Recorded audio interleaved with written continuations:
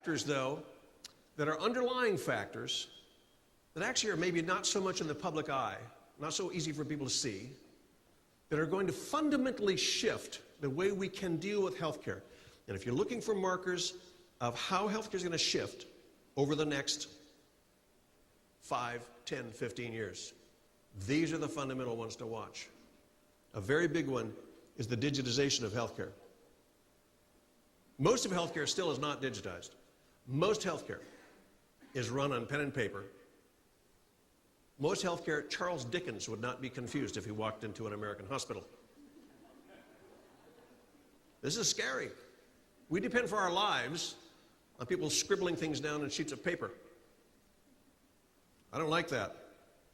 But it goes much deeper than that, because healthcare has always been opaque.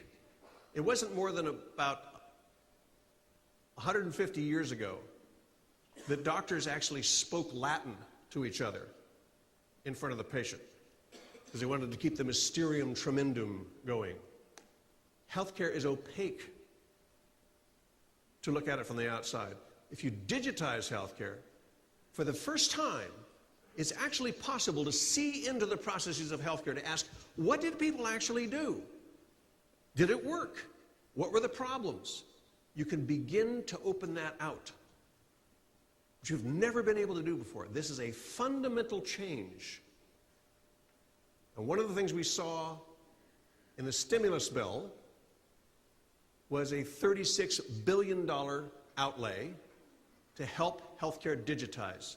$2 billion over the next year and a half to help build infrastructure in the states, and another $34 billion in incentives built into Medicare and Medicaid payments in the outlying years, the next 5 years after that. This is actually a small amount for what should have been going into healthcare all along. But we're going to begin to see a real acceleration in the digitization of healthcare.